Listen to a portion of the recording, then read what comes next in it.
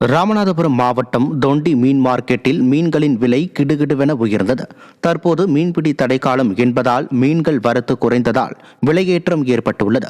நண்டு கிலோ 800 முதல் 950 ரூபாய்க்கும், இறால் கிலோ 450 முதல் 600 ரூபாய்க்கும், கலிங்கன் முரல் மீன் கிலோ 450 முதல் 500 ரூபாய்க்கும், ஷீலா மீன் கிலோ 600 முதல் 700 ரூபாய்க்கும், கட்டாப்பாறை மீன், செங்கனி மீன் கிலோ 500 முதல் 650 ரூபாய்க்கும் விற்கப்படுகிறது.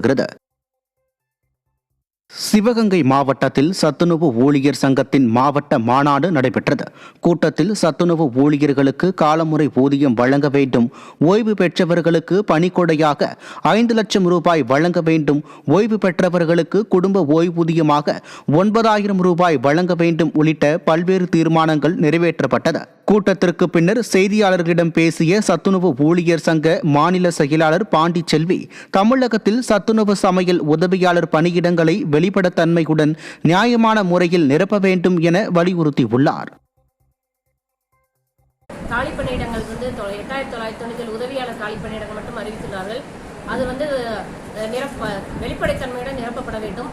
தகுதியான உண்மையிலேயே சத்துணவு திட்டம் எதற்காக, எந்த ஊழியர்களுக்காக ஏற்படுத்தப்பட்டதோ அதன் நோக்கத்தோடு கடைக்கோடி மக்களுக்கும் பயனடையும் வகையில் சென்றடைய வேண்டும்.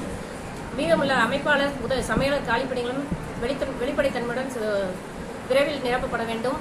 தமிழக முதல்வர் தேர்தல் வாக்குறுதியில் சொன்னபடி அனைத்து வாழ்வாதார கோரிக்கைகள் நிறைவேற்றி தர வேண்டும் என்று இம்மாநாட்டின் மாவட்ட மாநாட்டின் வாயிலாக கேட்டுக்கொள்ளப்படுகிறது.